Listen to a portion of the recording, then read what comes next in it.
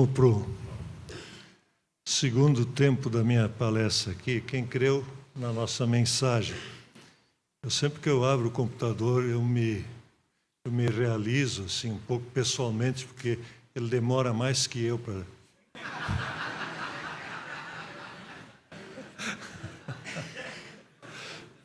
Eu digo, ainda estou meio acelerado perto do computador. Mas vamos lá.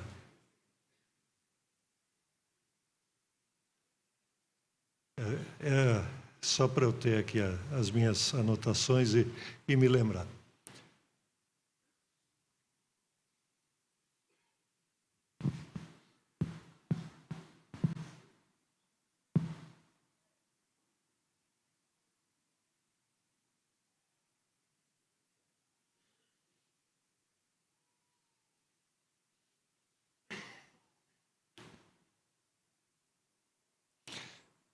Está abrindo aqui, mas vamos lá. Essas palestras que a gente está apresentando aqui, elas são apresentadas no Brasil inteiro e tem um roteiro básico que é mais ou menos o que aparece aqui. Então, pessoas diferentes apresentam, mas cada um adapta isso do seu jeito. Porque é muito difícil você tocar uma música que o outro tá tocando lá e a gente tocar igual. Então, é muito complicado. Mas essa eu achei bem engraçadinho que o cara fez. Quem fez essa mensagem aqui, ele colocou isso aqui bem no início, conclusão. E ele começa com a conclusão, dizendo: a Bíblia tem uma mensagem, uma proposta para a humanidade, uma visão de mundo, um conceito de saúde. Quem leva a sério essa mensagem, ou seja, quem crê, tem seu mundo todo transformado. Queremos que as pessoas creiam, por isso evangelizamos, por isso educamos, aconselhamos, para que o poder dessa mensagem alcance todas as áreas da vida de alguém. É interessante, essa é a conclusão. Onde é que a gente quer chegar? E aqui eu quero fazer uma pontezinha com o que a palestra do pastor Assir ontem de noite, né? O pastor Assir foi mais um pregador, assim, né? Não foi? Aqui eu sou um pouquinho diferente, cada um tem o seu jeitão, mas ele pregou mais, mas ele estava dizendo, olha, isso aqui, essa palavra é necessária, ela é verdade, ela tem que... Né? E nessa palestra de agora, o que a gente quer? A gente quer justamente mostrar como a Bíblia, quando a gente começa a usá-la, ela mexe com todo o jeito de a gente olhar a vida. Todo jeito de a gente olhar a vida. E é interessante, antes de eu começar a entrar no tema, como é que a gente olha a vida? Como é que vocês olham a vida? A sociedade bíblica, vocês estão vendo aqui um lado mais ministerial, mais pastoral da sociedade bíblica que a gente tem. Essa é a visão mais importante. Mas tem um outro lado do dia a dia, e vocês vivem isso, que é um lado mais... eu diria quase que empresarial, o quê? Vejam, cada Bíblia que vocês veem ali exposta, cada Bíblia dessas tem um preço,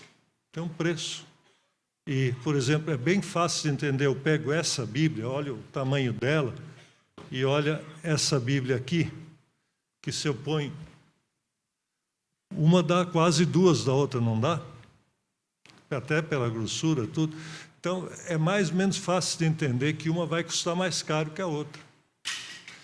Mas por que ela custa alguma coisa? Por que não dá as Bíblias de graça? Tinha que dar de graça, né? Porque tem que pagar esse material. Então, esse é o lado que, às vezes, na igreja a gente não percebe, né? Por exemplo, eu achei essa igreja aqui muito bonita, muito aconchegante, a gente se sente bem aqui dentro. Aí me disseram, olha, essa igreja já tem 100 anos, uma coisa assim. Não sei se a construção tem tanto tempo, mas essa igreja aqui, eu estou usufruindo, estou entrando aqui, usufruindo do estudo, eu não paguei nada para entrar aqui. Mas alguém pagou. Entendeu? Alguém pagou. Para a gente poder entrar aqui e usufruir isso. Se nas igrejas, tem gente de várias igrejas, é assim, alguém pagou. A gente conta uma história, mais ou menos, do cara que tomou um cafezinho numa lanchonete, foi lá tomar um cafezinho, aí foi pagar o café e a moça disse: olha, o seu café está pago. Um freguês que passou aqui disse: o próximo café eu vou deixar pago. Já o teu café está pago. Se você quiser, pode pagar o do próximo. É assim mais ou menos na Bíblia, né? Quer dizer, aquela gráfica da Bíblia, aquela foi paga por alguém. E quem pagou aquela gráfica, ele não tem nenhum lucro com aquilo, ele não está pagando alguém, está pagando juros para ele. Não, foi uma doação, está pago. Agora tem que pagar o próximo. É assim que funciona, é diferente do que a vida, não é bem diferente? Então, às vezes, tem esse lado que eu chamo mais de empresarial, que a gente... Mas isso é uma coisa que o mundo coloca dentro de nós. Um dia eu estava lá, eu não era diretor-geral, eu cuidava de um departamento da Sociedade Bíblica, eu precisava de uma menina que entendesse um pouco de comunicação de marketing. Aí veio uma moça, eu conhecia ela já, ela era cristã, e ela tinha terminado a faculdade, e na faculdade ela foi ensinada muitas coisas sobre a vida e coisas, ela criou modelos, que tecnicamente se chama repertórios. Como é que eu tenho que conduzir minha vida? Aí ela disse para mim assim: pastor, eu quero saber qual é meu plano de carreira aqui na SBB. Não, quero saber quanto é que eu vou ganhar, como é que eu vou melhorar a minha vida. Não é assim que as pessoas são acostumadas a pensar quando saem da faculdade? Quero saber meu plano de carreira, como é que faz o plano de carreira. Tem até ensino isso, né? Como é que fazer o plano de carreira. Aí você faz uma pós, né? Faz um MBA. Não é um MBA, é um MBA, fica chique. Aí você faz um mestrado, um doutorado. Aí terminou o doutorado, aí vai lá e diz: ó, sou doutor agora, tenho que ganhar mais. Aí eu disse: olha, fia,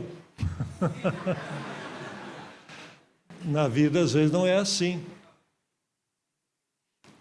E na vida cristã não é assim nunca, né? Deus nos chama para servir. Claro que tem que ganhar pago, tem que sustentar a vida, até aí não tem problema, né? E vai ter algum benefício e tal. Mas o ponto-chave é: vamos servir. Então, a carreira começa e termina servindo. Então, você tem que perguntar: como é que eu posso servir melhor? Como é que eu posso me aperfeiçoar para servir melhor? Agora, isso é só dentro de uma coisa de igreja ou deveria ser assim na vida? Eu aprendi isso com um sujeito quando eu era missionário, pastor, lá no interior. Aí tinha um cara que era agricultor lá. E um dia ele me contou uma história. Ele era agricultor. Ele disse: olha, tinha um tempo que eu queria ganhar mais. Aí eu pensei: como é que eu posso ganhar mais do que plantando as coisas que eu planto? Aí ele disse: eu vou abrir um comércio na cidade. Aí eu abri um boteco, bolicho, como diz lá no sul. Abri um comércio. E aí eu tinha que ir lá, estava lá de manhã cedo, os primeiros que eu atendia iam lá tomar cachaça. Aqueles botecos de... Aí vinha lá, tomava uma cachaça, né? Entrava gente tremendo assim, aí ele tomava cachaça e ele ficava sem tremer. Eu nunca via isso, mas diz que é assim, né? O cara que está viciado, ele bebe, ele entra tremendo, aí ele fica normal, né? Triste, né? Triste. Aí ele disse, e aí eu fiquei, aí eu pensei: o que eu estou fazendo na minha vida? Eu estou ganhando dinheiro, porque uma garrafa de cachaça, ele me contou, eu não sei quanto é que custa a cachaça dessas mais baratas, é R$10 por aí, deve ser uma 5, 10, 20, eu não sei, eu realmente não sei, faz muito tempo que eu não compro. Estou ganhando agora. Mas pensa um pouquinho, vamos dizer que é R$10. Numa garrafa dessas, ele ganhava 100 ou mais, porque vende em dose, né? Esse é o que dá mais dinheiro, diz ele, naqueles botecos. Aí ele disse, mas eu estava estragando a vida das pessoas. Aí ele não aguentou mais e ele disse, aí eu vendi aquilo e eu fui ser colono de novo. E agora eu estou fazendo comida para todos ter o que comer. Não é o agrobusiness, mas é preparando alimento para os outros comerem. Eu acho que todos nós podemos ver sentido naquilo que nós fazemos, na nossa vocação, ver sentido. O que eu estou servindo a Deus e ao próximo, naquilo que eu faço. Se eu sou, e eu já fui servente de pedreiro, eu estou ajudando alguém a ter uma casa melhor. Eu já fui também faxineiro. Tem alguém aqui que já foi faxineira? Isso é quase coisa de mulher, né? Eu já fui faxineiro, passar cera. É meio relaxado, mas fazia. Viu? Então, eu já fiz isso para ganhar dinheiro. Não é só quando a mãe mandou, né? Fazia para ganhar dinheiro. Me sustentar. Mas eu estou tornando a vida daquelas pessoas melhor. Vejam, qualquer profissão, se eu sou médico, eu estou ajudando uma pessoa a ter uma vida mais saudável e com menos sofrimento, quando é possível. Né? Se eu sou motorista de ônibus, eu estou ajudando a ligar as pessoas umas com as outras. E cada profissão tem o jeito de olhar. E se eu sou mãe e dona de casa, eu tenho um dos trabalhos mais importantes que é difícil achar substituto.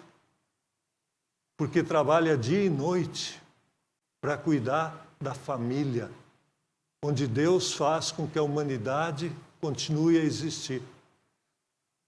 Não é olhar com olhos de sonhador, mas olhar como Deus pensou o mundo. E ali vem o meu sustento vem ali também, o de vocês vem ali também. Às vezes ele é pouco, às vezes ele é quase que não dá para sustentar, mas Deus dá um jeitinho sempre.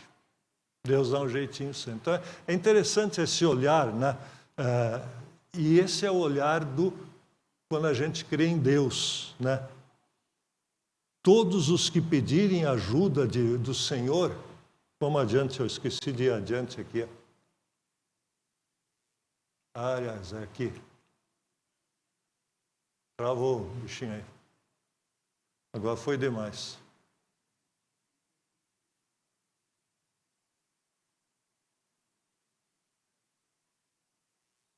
Põe para trás quem está cuidando da técnica. Aí, esse aí, deixa aí.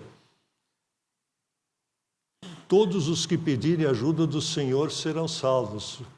Mas como é que as pessoas irão pedir se não crerem nele? Como poderão crer se não ouvirem a mensagem? E como poderão ouvir se a mensagem não for anunciada? E como é que a mensagem será anunciada se não forem enviados mensageiros?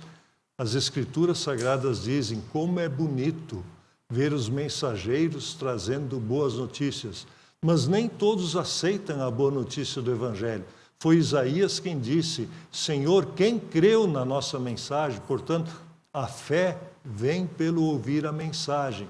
E a mensagem vem por meio da pregação a respeito de Cristo. Isso é Romanos, né? Romanos capítulo 10, citando lá um texto do profeta Isaías. Vejam, quando a gente começa a crer em Deus, e que Deus é o Criador, que Deus é o Senhor de tudo, a gente cria uma nova visão da vida. A gente muda a maneira de ver as coisas. Tá? E esse é um ponto que a Bíblia, ela faz exatamente isso, ela nos conta uma história que muda a nossa maneira de ver a vida e o mundo. Por que os cristãos, às vezes, são frios e fracos? Né? Por que eles são, o Apocalipse diz assim, mornos, né? Lembra daquela palavra do Apocalipse? Por que eles são mornos? É porque eles não deixam ele se aquecer com a palavra de Deus. Ele começa a escutar outras histórias também. Será que eu estou certo ou errado? E vem a paira aquela dúvida, e ele começa a não crer muito. Deixa eu ver se é mesmo, né? São os crentes São Tomé, né? O crente São Tomé não é o outro, sou eu. Todos nós passamos por isso, fica uma dúvida, né? Será que é assim o assado? E a gente começa a pensar e tal. E aí, onde é que eu tiro a dúvida? Onde é que eu tiro a dúvida? E aí depende um pouquinho do que eu me alimento, né? Do que eu me alimento. Qual é o alimento que eu uso na minha vida? Se eu uso alimento bom, né? Eu vou bem. Se eu uso alimento mal, eu vou mal. E o nosso mundo de hoje, agora vamos ver se ele vai adiante, o nosso mundo de hoje tem uma coisa que todo mundo quer de nós. Você sabe qual é o que todo mundo quer de nós? Não é dinheiro. Todo mundo quer de nós atenção. Estão vendo lá? O bem mais escasso é atenção. Vocês já tinham pensado nisso? Todo mundo quer a nossa atenção. Michael Goldhaber, um dos profetas da internet, que cunhou o termo economia de atenção. O bem mais escasso do nosso mundo é a atenção. Ousado isso, né? Bem interessante isso. Hoje tem riqueza de informação e cria pobreza de atenção. Tá?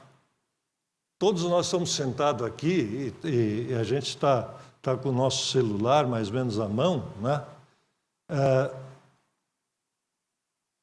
A falta de atenção é uma coisa impressionante. Eu estava sentado ali enquanto ele estava falando e eu estava algumas vezes no celular vendo outras coisas.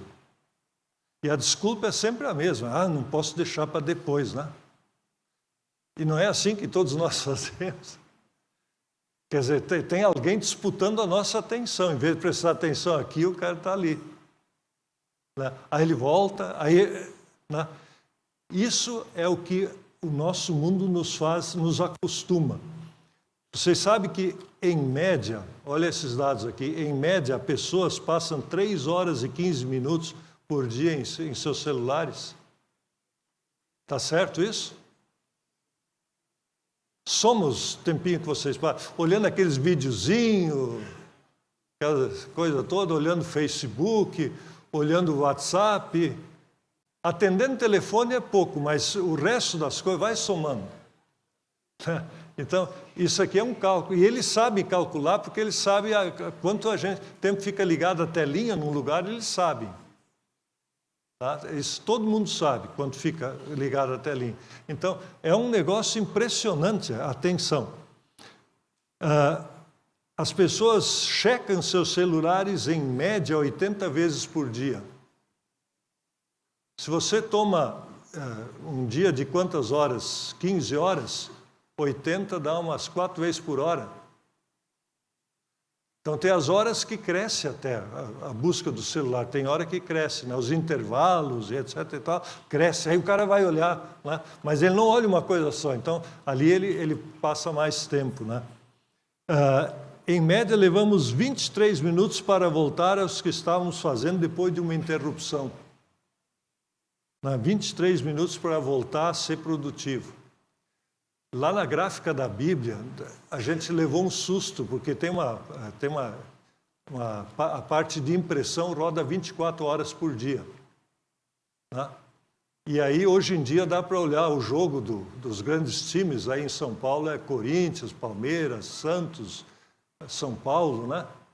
E os caras da máquina, da impressora, também ele é torcedor de algum dos times, né? E aí ele tem lá, o jogo passa na TV, lá não tem TV dentro da gráfica, porque o cara enfia o dedo na máquina, foi o dedo. Né? Aí nós descobrimos que quando tem um jogo desses, os caras botam num cantinho lá para dar uma olhadinha no jogo, e aí dá uma olhada, aí faltou tinta, sai 2.000 cadernos de uma Bíblia, sai sem tinta. E ninguém notou. Estão vendo o problema? Isso é um problema pequeno, porque alguém um dia vai notar, vai pedir outra Bíblia, né? Diz, a Bíblia é com defeito e a gente manda outra. Isso não é tão problemático assim. Mas e se dá um acidente? Vocês estão percebendo como é? Vocês imaginam o cara do piloto do avião, na hora de descer, dar o gol do Corinthians, ele está lá. Porque até ali no aeroporto ele chega mais ou menos sozinho, né? Não precisa muito de piloto, né? Mas na última hora lá ele tem que dar uma olhadinha, né? Se a pista está ali mesmo e tal, para assumir o comando da freada ou de acelerar de novo. É uma decisão que ainda depende do piloto, não é tudo automático. E aí como é que faz? Né? Então é melhor, né, evitar os jogos do Flamengo, Corinthians, né? Daqueles times que de segunda divisão, tipo o Grêmio, que estão na primeira, que é o meu time. Como é que faz? Então, essa é a coisa da atenção. E aí, aquilo que o Assir falou ontem, que eu queria que vocês prestassem atenção, o repertório. Então, o que os filmes, as novelas vão ensinando que vocês não percebem? Ele falou ontem, torcer pelo bandido. Torcer pelo bandido. Na verdade, eles estão ensinando a gente isso, que não é gente inocente, são os melhores especialistas que fazem. Eles estão ensinando a gente como é que se resolve em casos da vida. Né? Como é que se resolve? Aí o cara vai trabalhar. E a moça lá que trabalha lá com ele, ela dá de 10-0 na mulher que ele tem em casa, muito mais bonita, né? Aí ela está lá, né, e ela vem contar que ela teve um problema lá com o marido dela. Aí o cara diz, pô, coitada, né? Precisando de uma consolada. E aí começa, ou vice-versa, eu estou só usando, né, porque ninguém faz nada sozinho, né? Sempre é com alguém. Então não é um errado, são dois errados. E aí começa, e aí a pessoa diz, não, mas para aí, como é que é o certo? Ou não tem certo? Como é que é o certo? Vocês estão vendo que certo e errado hoje é o que dá certo e o que dá errado. Não é certo e errado. O que tem? Qual é o problema? Eu ontem, quando eu vinha vindo aqui para São José, estava escutando numa rádio que vão mudar a carteira de identidade. Agora vai ter só o número do CPF. Que é? Quem eu sou? Eu sou um número. Sexo eles vão tirar, não precisa mais saber porque não interessa, cada um decide isso. Tá. Mas é assim mesmo? Cada um decide o que quer ser? Ele pode até decidir querer ser. Ele é só porque ele acha que quer ser? Essa loucura, né? Essa loucura que vai contra o bom senso às vezes, né? Não funciona. Agora eu sei voar.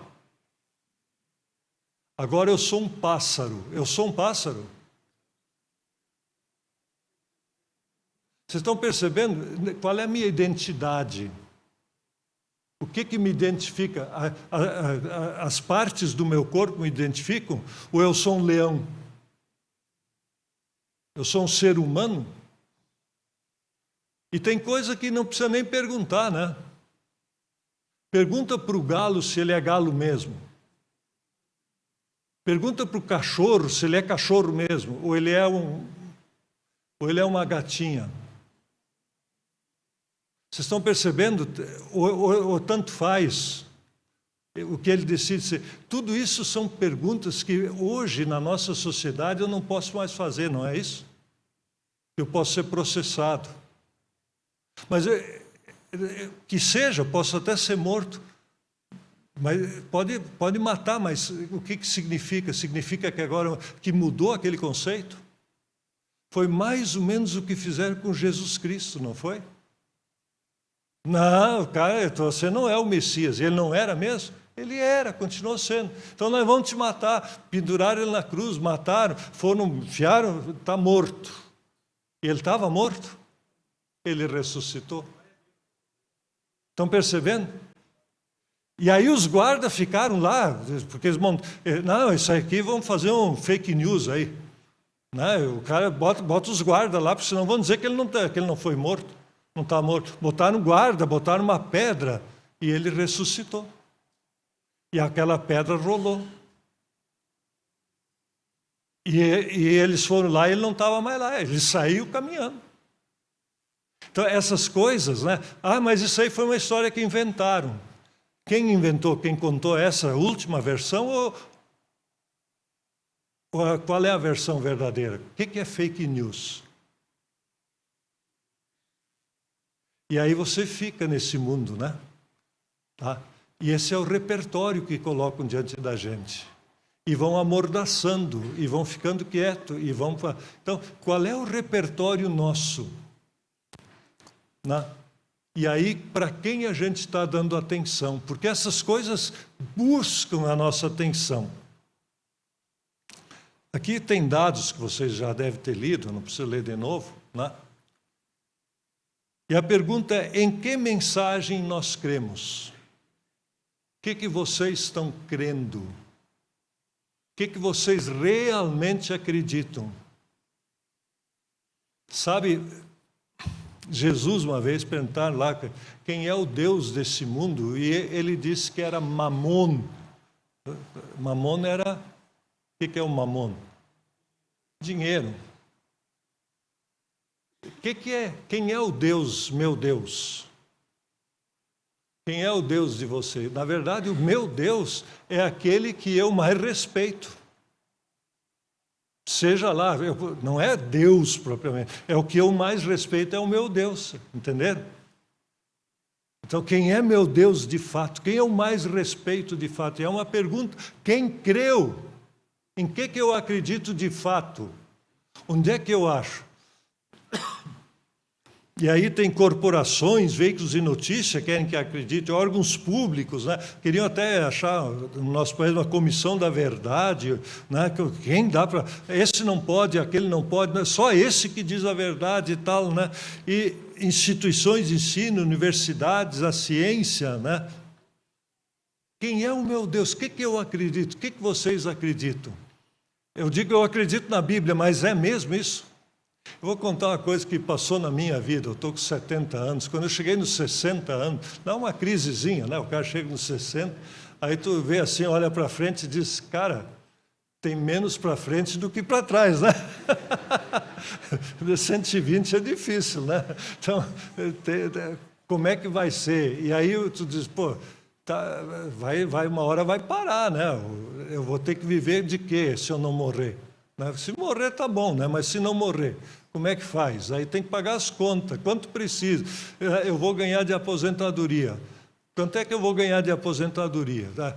E vocês sabem, aposentadoria, alguém assim, que não seja de uma determinada classe, ele ganha mais de R$5.000. 5 mil é muito difícil um aposentado ganhar. Eu já estou aposentado pelo INSS e não ganho 5 mil. Ganho um pouquinho mais da metade disso. E aí o cara diz, bom, mas como é que tu paga? Se tu mora no apartamento, condomínio, água, luz, telefone, aí já foi, né? Aí o cara, mas de que eu vou viver? Como é que vai ser e tal, né? E quem sempre foi empregado, ele não tem uma coisa para vender e tal, o cara não é empresário e tal. Como é que ele vive? E aí eu perguntei assim para mim, quem vai cuidar da minha velhice? Quem vai cuidar da minha velhice? Eu me perguntei. É o dinheiro da aposentadoria ou é Deus? O cara fica, né? Quem vai cuidar de mim depois de velho? Em quem eu acredito? E aí eu olhei para trás e disse, quem cuidou de mim toda a vida? Será que ele vai me deixar agora depois de velho? Vocês estão percebendo? Mas eu já estava começando a ficar com dúvida, né? E esse é o negócio, que o cara começa a te botar dúvida no coração, e aí tu troca de Deus e nem percebe, tu acha que está com a mesma fé, mas não está. Então, essa é a busca de atenção, né? E aí eu queria que vocês olhassem e pensassem um pouquinho, tem umas coisas aqui que foram... Qual é a mensagem desses mensageiros? O que é o sucesso segundo Netflix? Ah, você já olhou a série? Eu tenho Netflix agora, que uma das minhas filhas lá, o genro, ele fez e botou lá em casa, né? Então tem Netflix. Mas eu não sei olhar filme, eu me atrapalho, honestamente. Eu vejo um filme, eu tenho que prestar atenção, porque senão, quem é esse cara aqui? Quem é aquele cara lá? O que ele está dizendo? Como é que foi? Eu não entendo o filme. Aí tem que ser um filme bem assim, para eu entender. As séries, às vezes, é difícil de entender, né? Aí eu perdi um pedaço e eu não sei mais entender. Então, mas o que é sucesso para eles? O que é sucesso? Aqueles filmes que ele perguntou de ontem, quem olhou esse? Eu não levanto o braço nunca, eu não entendo aqueles sons. Aí tá bom, mas Netflix é um negócio que todo mundo sabe, né? Que é, ou a maioria sabe. O que é sucesso? O que é o ser humano segundo Nintendo, aquele gamezinho? Né? O que é família para a Disney? Como é que é a família? Ou para a Rede Globo, o que é família? Estão vendo? Né? E aí, o que é liberdade segundo o Facebook? Eu fico, às vezes, assustado. No meu celular, e eu trabalho com celular, eu tenho que trabalhar, toda a minha agenda está lá dentro, etc. E tal. Aí eu falo, vamos viajar para lá, para a minha mulher, daí começa a vir lá dentro, eu não procurei ainda, mas já começa a vir oferta de passagem para aqueles lugares que eu conversei com ela, e ela não botou lá. Vocês já notaram isso? Aí você olha qual é o preço de um liquidificador, né? E aparece liquidificador. É um negócio inteligente, não, eles estão querendo minha atenção, estão vendo? Estão vendo? Então é o Big Brother, né? Que eu também não colhei, mas eu sei o que é. Né? Quer dizer, o cara está sendo observado, né? Atenção. E eles procuram, né, a gente. E aí tem diferentes mensagens. Olha os dois lados aqui. Uma visão fragmentada do ser humano. Corpo e mente em disputa. Né? Corpo e mente. Ah, eu não me reconheço nesse corpo. Esse corpo que eu tenho não sou eu. Corpo e mente em disputa. E aí como é que faz? A outra visão diz, não, você é uma pessoa. Ah, cada um decide ser o que é. Pode decidir, mas vai continuar sendo essa cara aí. Faz o quê, meu?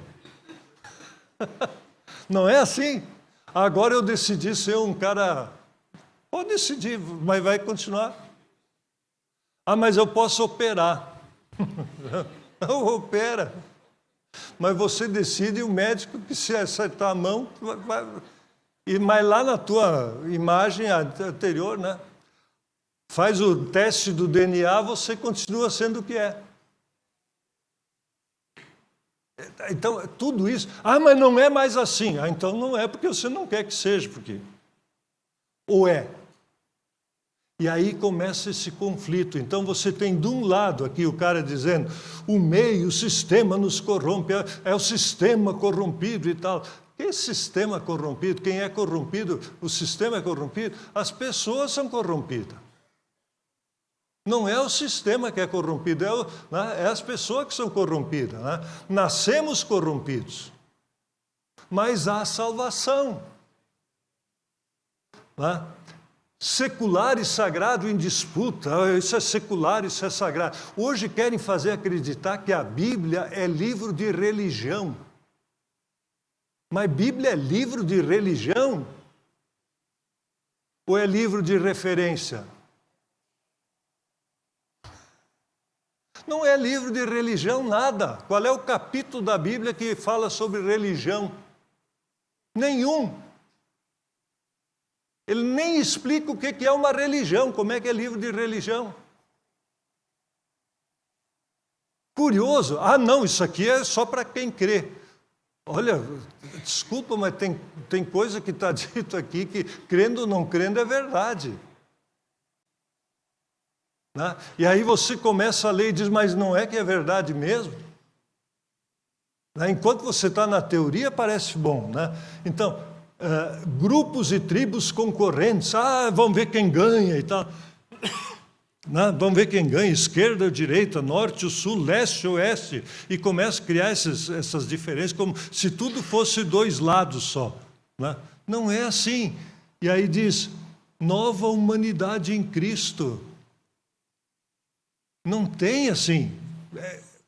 Deus criou todos. Ele só criou os caras com 2 furos no nariz. Mas tem algum com 8 furos?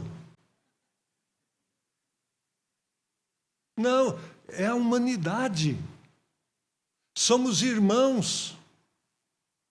Eu me criei, pessoalmente, tenho um pouco de dificuldade com esse negócio de preto e branco, porque eu me criei num bairro que chamava África, aqui no Brasil. Meus amigos eram tudo neguinho. Hoje eu não sei se dá para dizer neguinho, mas era neguinho. E eles me chamavam de alemão noturno.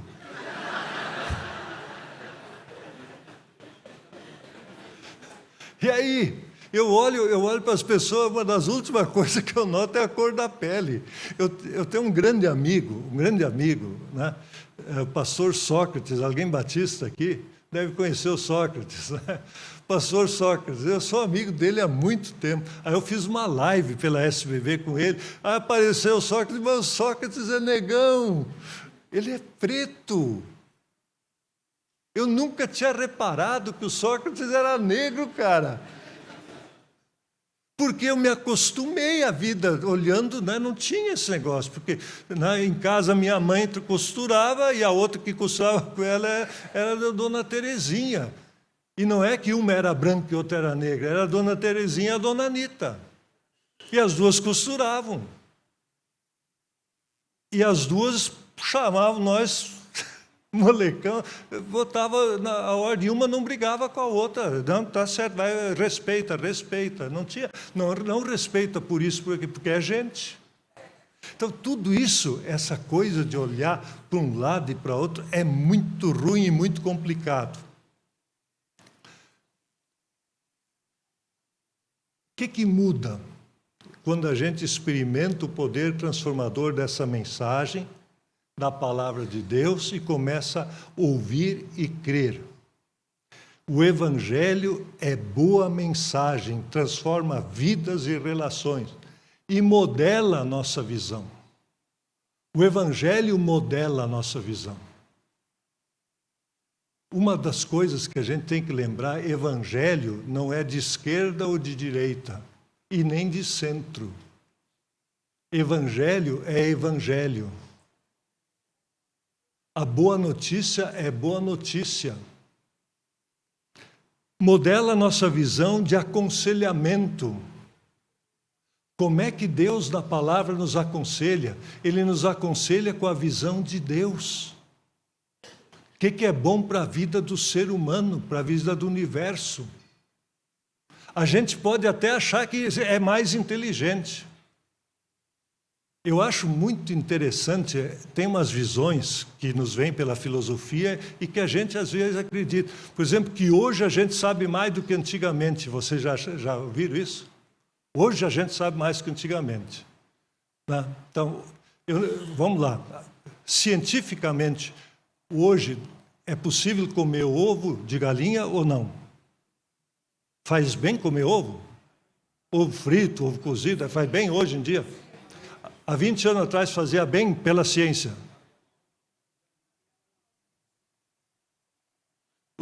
Eu sou gaúcho, ele já até fez meu sotaque, parabéns.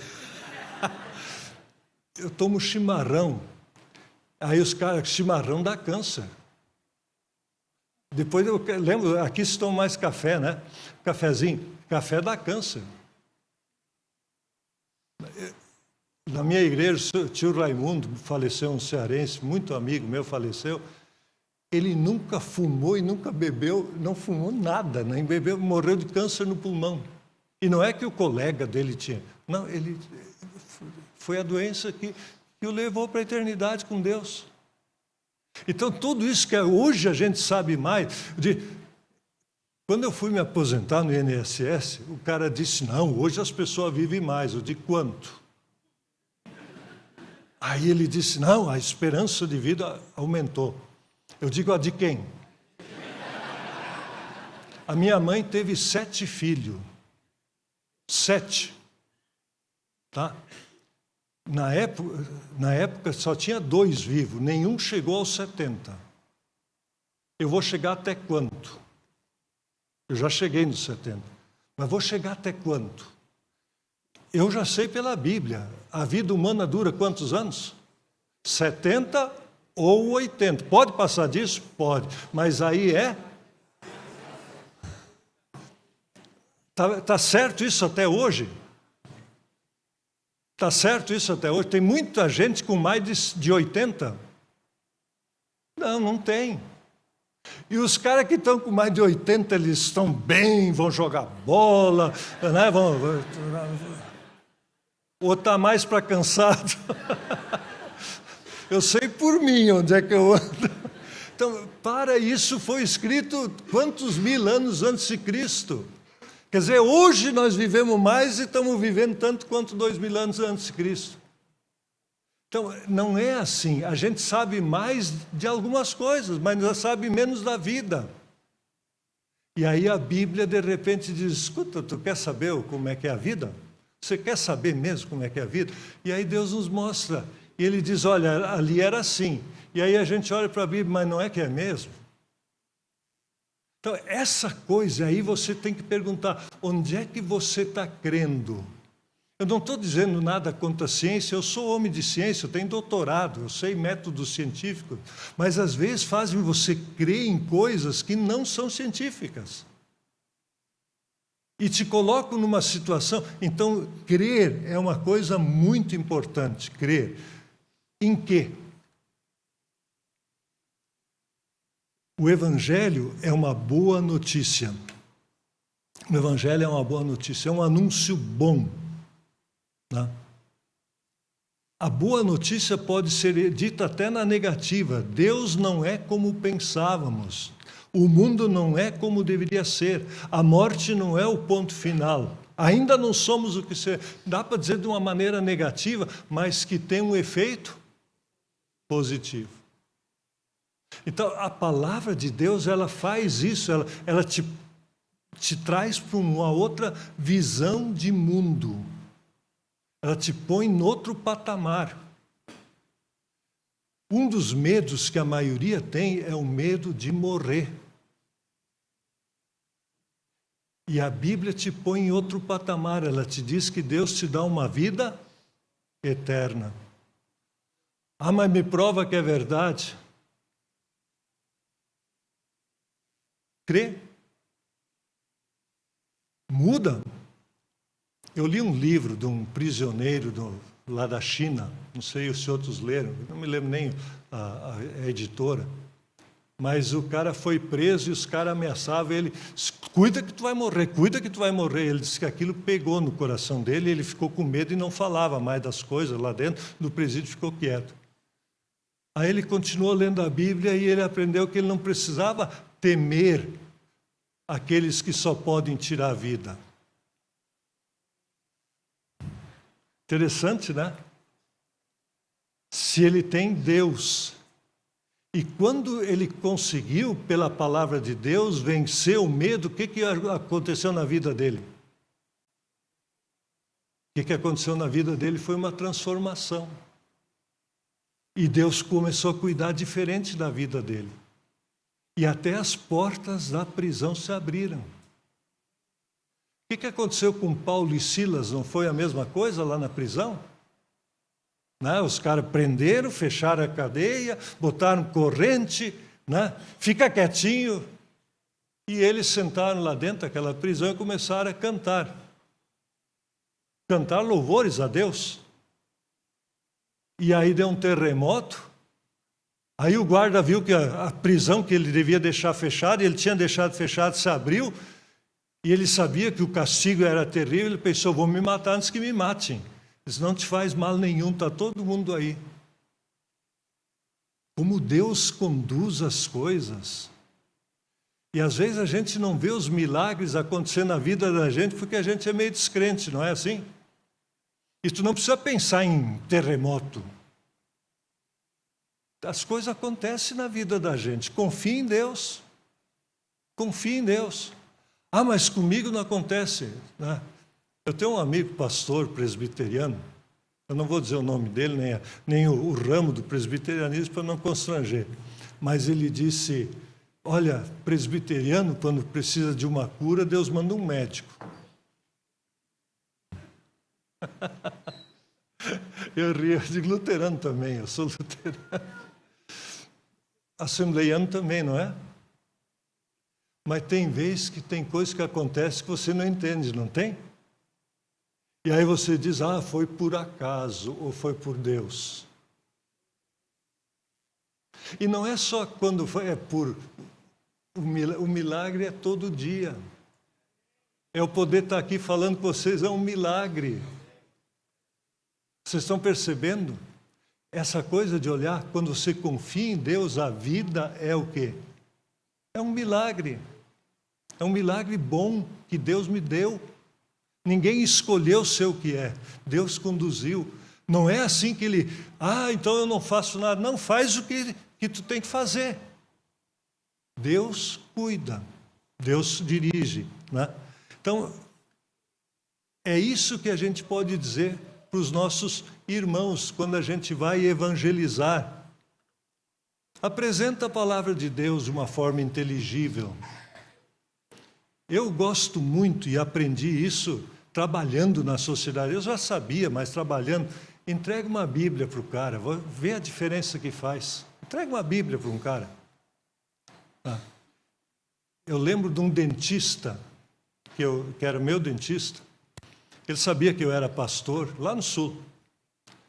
Aí ele disse, Ernie, eu tenho dinheiro para comprar uma Bíblia, mas eu queria que você me desse uma. Bem assim ele me disse. Eu digo, te dou mesmo. Aí na próxima consulta eu fui lá e dei uma Bíblia para ele. Ele disse, põe uma dedicatória. Eu botei uma dedicatória lá, um negócio lá, assinei, entreguei para ele. Tá. E eu me mudei de lá. Uns anos depois fui passar férias lá no sul, visitando parentes. Será que o cara está lá ainda? Aí eu fui lá, olhei o consultório, estava lá o nome dele, bati, entrei, aí ele olhou, aí ele disse, senta aí, não vai embora, estou atendendo uma pessoa, depois quero falar contigo. Sabe o que ele me mostrou? Aquela Bíblia que eu dei lá, ele estava bem usada, eu estou lendo isso, e é bom. Olha que coisa, eu nunca imaginava, achei que era sacanagem dele, né? Pedir uma Bíblia, né? Bíblia é barato, né? Quer dar um presente barato, dá uma Bíblia. Né? Tem uma Bíblia aqui, ó. Cadê ela? Essa aqui, ó. Tá bonita? A letra é boa de ler. Sabe quanto é? Para pagar a conta? R$ 7,50.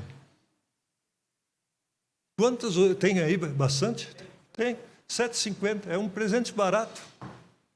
Se alguém quiser comer um lanche por 7,50, vai passar fome, né? Então, essas coisas, né? E o efeito é bom, evangelizar é assim, né? E você tem que compartilhar. E não precisa ser uma Bíblia, não quer dar a Bíblia, dá um Novo Testamento. Tem aí R$5. Ah, mas tem Bíblia de 200? Também tem. Essa aqui que me deram, quando saiu, é capa de couro. Eu descobri que nem tem para vender mais, né? Mas essa deve custar quanto? 300 alguma coisa? 300? É couro mesmo, não é? Morreu o bichinho lá para fazer a capa. Mas tem pessoas, que eu aprendi na vida, se eu quero chamar atenção para aquela pessoa, para uma coisa, eu dou uma dessas. Depende de quem é, eu dou uma dessas. Ah, mas é caro? É. Mas a pessoa percebe o valor que eu dou para ele e para aquilo que eu estou dando. Notaram? Uma vez eu tive, no meu trabalho de sociedade bíblica, tive uma reunião em Nova York, né? E como era uma das primeiras vezes que eu estava viajando, fui comprar umas camisetas para dar para os meus colegas. Aí eu perguntei para o cara, quanto é que essas camisetas? Eu não me lembro, 3 por $15, um troço assim, na rua. Aqueles. Aí o cara disse, Escuta, você vai dar para alguém que você gosta ou vai simplesmente dar para os colegas do escritório? Eu digo, não, eu queria dar para umas pessoas especiais. Então não compra essa aí, dizendo. Se era para só uma lembrancinha, pode levar. É boa a camiseta, mas tu quer para alguém que tu gosta, dá uma coisa melhor. Não é assim que a gente vive também? Então, às vezes é assim, não é questão. Aí você chama atenção para evangelizar. Vejam, quando as histórias que o Vinícius contou, eu viajo aqui com os nossos colegas que trabalham mais na ponta faz esse trabalho. Eu não conhecia, eu conheço um pouco do cantor, como é o nome o Asaf. O Asaf é um amor de pessoa, ele tem um filho que é especial, ele é um amor de pessoa, ele sofreu com as rupturas com a igreja dele e teve dificuldades, até hoje ele sente, mas é uma pessoa que tem uma confiança em Deus, um amor ao próximo, aquilo ele vive do coração disso, como tanta outra gente. Então eu me delicio com essas histórias, porque é como Deus age. Se a gente abrisse os testemunhos aqui, todo mundo ia contar um monte de história bonita, não ia? E Deus faz isso, faz isso. Eu gosto das histórias de hospital, né? Como é bonito. Uma mensagem integradora para um mundo desintegrado. A Bíblia traz uma mensagem integradora para um mundo desintegrado. A Bíblia traz uma resposta para o coração. Ontem vocês viram. Tem uma coisa que aqui começa a falar um pouco sobre aconselhamento, e nós estamos chegando perto do tempo do fim aí da minha palestra. Eu vou falar um pouquinho, deixar um pouco lá de lado esses slides, falar um pouco. Aconselhamento, sabe o que é importante no aconselhamento? Ouvir. Eu dei aula de aconselhamento. Aconselhamento, a gente aprende que a gente tem 2 ouvidos e uma boca. Você deve ouvir o dobro do que falar. Ai, que conselho que a gente tem que aprender dentro de casa, né? Escuta mais e fala menos. E a gente custa se dominar, não é o outro, custa me dominar. Aconselhamento, eu conheci um cego que aprendeu braille, eu fui lá na casa dele. Casa simples, tinha a cozinha e o quarto. Aí na cozinha só tinha 2 cadeiras, dele e da mulher dele, e o quarto uma cama e uma cadeira. E a Bíblia em braille num armário. Aí ele disse, senta aí na cama, e foi comigo uma menina que era assistente social.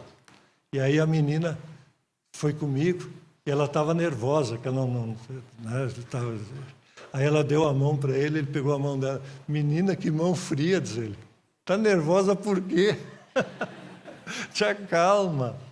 Aí ela começou a rir, ele aconchegou ela num abraço, sentamos lá. Aí eu digo, como é que foi o negócio? Porque ele ficou cego com 55 anos. Como é que foi? Aí ele me disse, olha, se me perguntam como é que um cara pensa em se matar, eu sei. Porque eu, quando fiquei cego, achei que minha vida tinha terminado. E eu pensei em me matar. Eu só não me matei porque não tinha nem como achar as coisas, né? Mas não é? Até para isso é difícil. Aí ele me contou, disse que cego, diz, ele também tem pouca vontade, ele não consegue fazer as vontades dele. Me disse, vamos na reunião da Sociedade Bíblica. Aí ele disse, faz o quê? Vamos? Levaram ele, né? Aí disseram que ele podia aprender braille. Então tá, então eu posso, né? Não tenho o que fazer mesmo, não enxergo nada. Ele disse que ele trocava o dia pela noite, que ele não sabia, estava sempre noite, né? Então ele ficava acordado de noite e dormia de dia. E ele não sabia distinguir. E aí ele conta que ele começou a aprender a ler a Bíblia. E aí ele disse que aí ele começou a dar um sentido na vida. E aí e vinham as pessoas me ver, e elas disseram que eu entendia elas. Eu dava bom conselho para elas. Eu digo, mas o que você faz? Eu estava curioso, eu fui professor disso, né? O que você faz? Sei lá, eu só escuto. É muito sincero, espontâneo, eu só escuto. Aí eles, no fim, eles dizem, muito obrigado, me ajudou muito. E aí eu não sei porquê. Aí eu faço uma oração e ele sai feliz. Mas a vida é assim, a vida é assim. Quando vocês oram, vocês escutam Deus toda hora dizendo, não, mas não é assim, não é assim. Ou vocês, é só vocês que falam. E a gente, no fim da oração, não se sente bem? Deus é um bom conselheiro, não é? Mas o que ele fez? A gente lembra algumas coisas que estão na Bíblia, né? E a gente confia nele. E ele é um bom conselheiro. Então, essa coisa do aconselhamento, né? Nós já falamos um pouquinho de entender a vida, aconselhamento. E a última coisa que eu queria chamar um pouquinho a atenção é a educação. Educação. A melhor coisa, se vocês querem os filhos desviados da vida, deixa eles decidir quando eles quiserem o que eles querem ser. Sabe? Até quando é bebê, se quer que ele morre louco, deixa ele decidir o que ele quer comer. Mas bebezinho ainda, deixa ele decidir, não põe na boca dele, deixa ele decidir. A hora que ele falar, vocês dão o que ele pede. Ele já está morto, não é? A gente não se dá de conta que a vida é assim, que a gente tem que ajudar os outros. E a educação é mais ou menos assim também. Eu tenho uma gratidão pelo meu pai e pela minha mãe. O meu pai tinha só primário, a minha mãe 11 meses de escola. Toda a escolaridade dela foi isso. Eles nunca mandaram a gente para a igreja. Eles sempre foram junto. Simples assim. De noite, depois da janta, naquele tempo não tinha televisão, era uma bênção, né? Mas depois da janta, a gente não saía da mesa, porque tinha que ouvir a leitura da Bíblia. E um devocionário que dizia, aí a gente tinha que orar. E a gente orava. E aí a mãe levava, depois de lavar os pés, né? Naquele tempo, banho era sábado, né? Tinha que lavar os pés, né?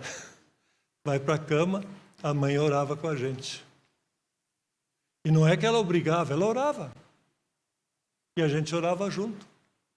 Eu acho que isso é tão natural, né? Como comer juntos, como tratar de cuidar da casa juntos, como viver juntos. É natural, não é forçado. E quando não é forçado, é duradouro, vai para a vida toda. Então façam isso com os vossos filhos, com os vossos netos. Neto é uma bênção, né? Quando a gente velho se esquece das coisas, né? Aí quando a gente sabe bem uma história, a gente conta bem bonito para o neto, o que ele pede? Conta de novo. Quantas vezes? Quantas der para contar?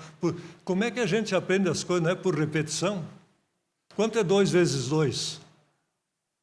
2 vezes 3? 2 vezes 4? Como é que a gente aprendeu a tabuada? Ah, mas hoje não é assim. Não é assim, mas é, né? Porque sem maquininha o cara não sabe nada. Mas quando a gente pergunta se o cara está te dando o preço certo, eu comprei 3 quilos de feijão por 18. Quanto dá mais ou menos isso? 3 vezes 10 dá 30, 3 vezes 8, 24, somos 2, dá 54, é isso? 3 vezes 8? Cada um tem um jeitinho de fazer as contas, né? Mas não é uma tabuadinha que ele faz? Então, essas coisas são como são. Pode achar que não é, mas hoje é diferente. Tudo é diferente, mas é igual, né? É 54, né? Com ou sem calculador é 54. Ah, mas se eu não tenho calculador e o cara me diz 3 quilos de feijão é 84. Ah, eu pago, é isso? É bom a gente ter umas coisas que a gente sabe. Né? Então, quando me dizem que é uma boa puxar um baseado, eu tenho que dizer, não, não é. É uma boa encher a cara. Quando eu estava fazendo MBA na USP, em São Paulo, eu já era meio velhinho, né? Aí os caras olhavam para mim, tu é padre? Aí eu dizia, tá esquentando. Chegando perto. Aí, quando apertava a vida deles, dos meus coleguinhas lá, quem eles vinham procurar? O padre. E eles não queriam saber se estava certo ou errado. A consciência já tinha dito. Mas queriam saber se tinha jeito de sair daquela enrascada. E o jeito não era para enganar as coisas, mas para achar um caminho para a vida. E aí eu digo, lê a Bíblia. E a Bíblia ajuda isso. E como ajuda? Eu conheço um cara que ajudou muito, sou eu. Ela ajuda. Ajuda a encaminhar a vida, a encaminhar a família, o casamento, a profissão e encaminha para a eternidade. Amém? Amém. Deus abençoe a todos.